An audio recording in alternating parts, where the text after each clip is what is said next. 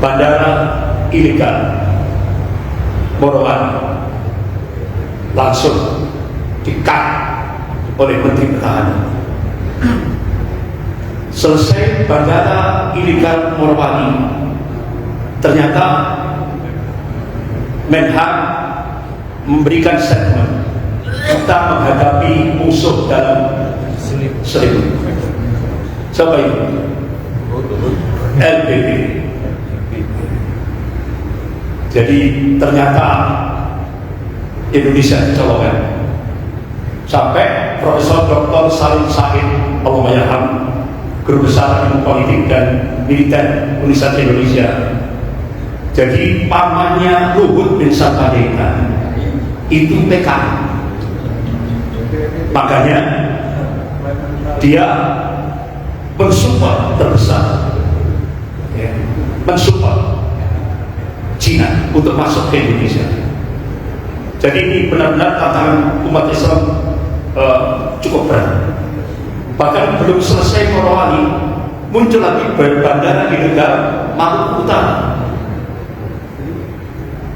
Bahkan Presiden Prabowo sudah mengingatkan ada 3,7 ton emas lari dari Indonesia. Itu terdeteksi di Budapest, Hongaria. Bahkan intelijen Presiden Prabowo juga mendeteksi emas batangan yang disimpan oleh Mulyono itu di Budapest.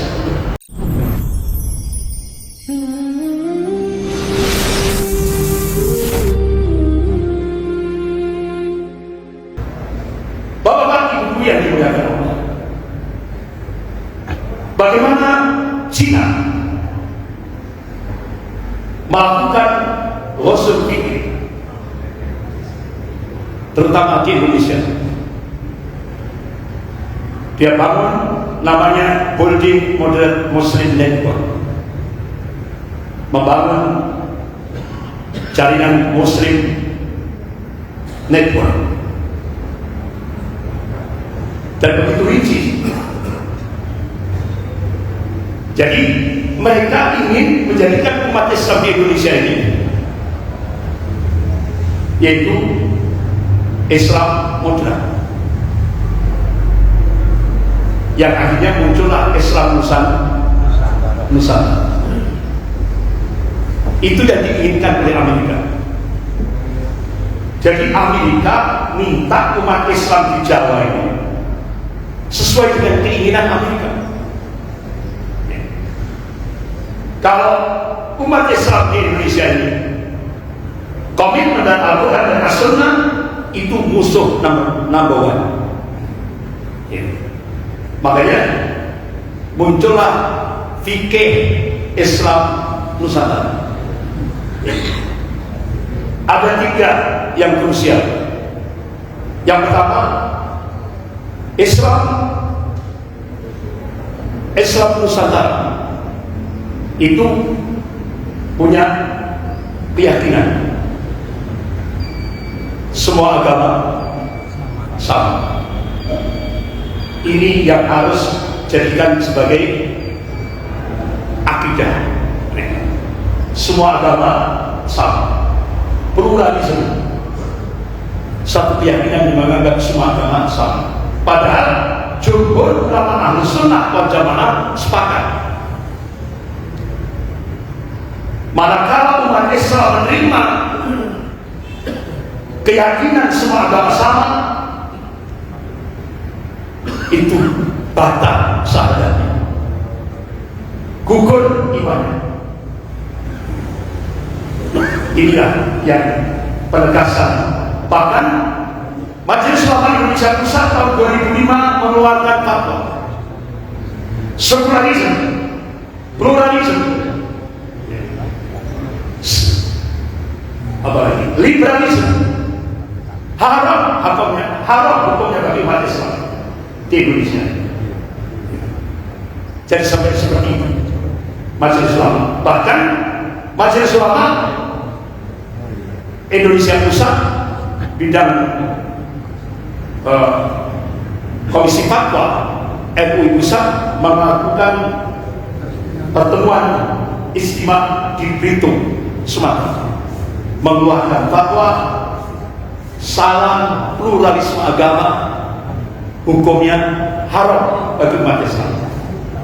Tapi setelah itu kecuali untuk kenegaraan. Jadi ada embel-embel. Jadi depannya itu tegas.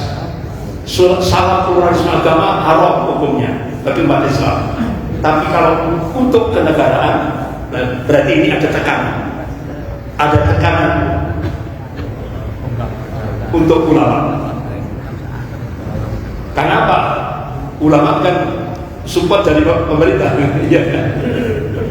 Tapi beda pada saat ketua MUI-nya Profesor Tim Samsudin. Waktu itu beliau menegaskan, sudah pengurus MUI tidak boleh menerima gaji dari pemerintah, sehingga akhirnya fatwanya tegas. Jadi seperti itu. Bapak-bapak, ibu yang dimuliakan Allah, sampai akhirnya yang kedua, yang sangat krusial di gereja fikih Islam Nusantara ini, menerima pernikahan antar agama. Ini padahal undang-undang perkawinan itu kan sudah menegaskan berlangsungnya pernikahan itu harus seakidah.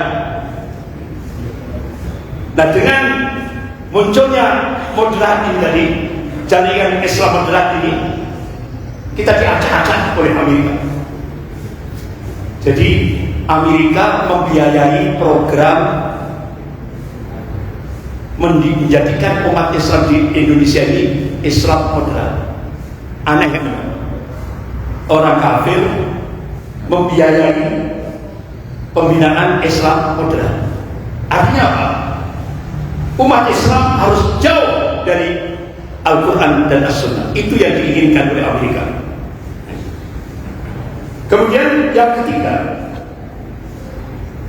yang salah, yang paling krusial, yaitu kearifan budaya lokal. Kearifan budaya lokal. Kira-kira sudah masuk di mana? Sudah. Bahkan sempurna. Ya. Kearifan itu kalau saya teliti, Pak, ternyata bapak-bapak yang dimuliakan Allah, lembaganya namanya Report of Foundation, pusatnya di Jakarta. Itu pendanaan terbesar dari orang-orang Yahudi Amerika dan orang-orang Kristiani Amerika. Kalau saya buka webnya, manakala ada umat Islam yang komitmen pada Al-Quran dan As-Sunnah, itu musuh number one. Sehingga akhirnya jargon yang dimunculkan mulai dari pusat sampai desa, kearifan budaya lokal, mulai dari balai kota Malang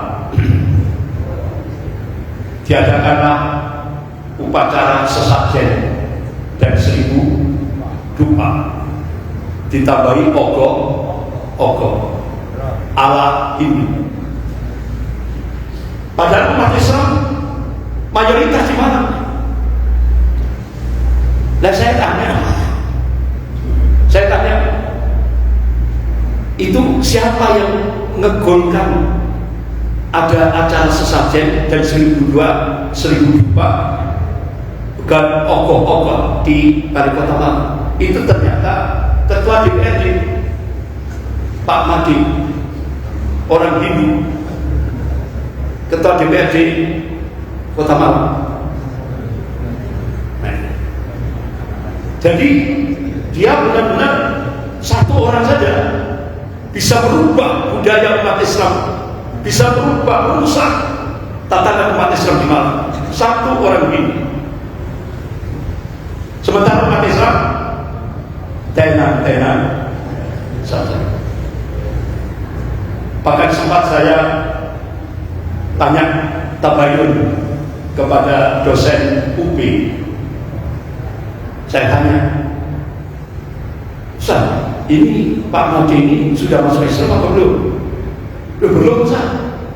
Tapi kok baliho-baliho di pojok-pojok malam dia pakai busana muslim, pakai kopiah, baju takwa, istrinya pakai busana muslimah, padahal dia adalah orang Hindu. Nah, ini dijawab oleh teman saya, dosen UB ini. Ustaz, itu tujuannya untuk menjadi wali kota malam. Nah, umat Islam itu kan mudah dikelabui. Yang penting tampilannya Islam, padahal Hindu. Bapak-bapak, ibu-ibu yang dimuliakan, akhirnya tambah festival budaya menjamur di malam, apalagi bersih desa, sedekah bumi. Di Malang Selatan, laut Bantengan, Songgora. Ini jadi umat Islam, strategi body modern Muslim network ini tujuannya untuk menjauhkan umat Islam dari Al-Quran dan As-Sunnah. Makanya umat Islam harus sadar, kenapa orang-orang kafir itu kok begitu semangat untuk mengkafirkan umat Islam? Karena itu memang sudah jadi keyakinan mereka. Jadi kalau ada orang Islam keluar dari agama Islam, itu mereka senangnya bukan main, jadi seperti itu. Bapak-bapak, ibu-ibu yang dimuliakan Allah. Kemudian Indonesia benar-benar, ini yang benar yang mana? Situ jam 2, itu jam 5.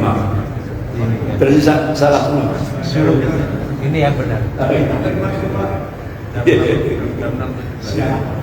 Bapak-bapak, ibu yang dimuliakan Allah. Jadi Indonesia benar-benar sekarang ini dicengkram oleh Cina dengan proyek One Belt One Road. Ini alat baru penjajahan Cina terhadap negeri-negeri kaum Muslim. Jadi proyek obor Cina diyakini banyak kalangan dapat memberikan kerugian bagi Indonesia. Obor dianggap menjadi visi geoekonomis Cina paling ambisius dengan melibatkan 65 negara dan melingkupi 70% populasi dunia. Banyak bapak-bapak, ibu yang dimuliakan Allah. Alhamdulillah, wa makar wa makar Allah, wallahu khairul makirin. Mereka membuat makar, tapi Allah balas makar mereka, dan Allah sebaik-baik membuat makar. Sehingga akhirnya tahap demi tahap bandara ilegal Morowali langsung di-cut oleh Menteri Pertahanan. Selesai bandara ilegal Morowali, ternyata Menhan memberikan statement, kita menghadapi musuh dalam selimut. Siapa itu? LBP. Jadi ternyata Indonesia dicolongkan. Sampai Profesor Dr. Salim Said Allahyarham, guru besar ilmu politik dan militer Universitas Indonesia, jadi pamannya Luhut bin Sarpanjaitan itu PK. Makanya dia mensupport terbesar, mensupport Cina untuk masuk ke Indonesia. Jadi ini benar-benar tantangan umat Islam cukup berat. Bahkan belum selesai Morowali, muncul lagi bandara ilegal Maluku Utara. Jadi ternyata bapak-bapak yang dirahmati Allah, Bandara ilegal Morowali itu menjadi entry point, itu masuk imigran tentara PH Cina. Bahkan persenjataan dari Cina bisa masuk tanpa bea cukai, imigrasi dan sebagainya. Jadi ini benar-benar negara di dalam negara. Alhamdulillah langsung dikat. Sehingga akhirnya Menteri Pertahanan Pak Jenderal Syafri Sabudin mengerahkan Kospaskat Angkatan Udara. Kemudian Morowali Maluku Utara. Bahkan Presiden Prabowo sudah mengingatkan ada 3,7 ton emas lari dari Indonesia. Itu terdeteksi di Budapest, Hongaria. Jadi 3,7 juta ton emas. Kira-kira 3,7 juta ton emas itu berapa? Bahkan intelijen Presiden Prabowo juga mendeteksi emas batangan yang disimpan oleh Mulyono itu di Budapest, Hongaria. Jadi ternyata kaya. Mulyono itu kan kaya. Belum lagi Presiden Prabowo akan tahun 2026 akan redominasi ya, redominasi 1.000 jadi 10.000 jadi 10 ya kan. Sehingga itu salah satu strategi Presiden Prabowo untuk supaya mereka menukarkan uang. Dari situlah terdetek siapa yang menyimpan triliunan rupiah. Itu strateginya Pak Prabowo. Jadi nggak usah pakai jalan rumit, langsung 2026 akan terjadi.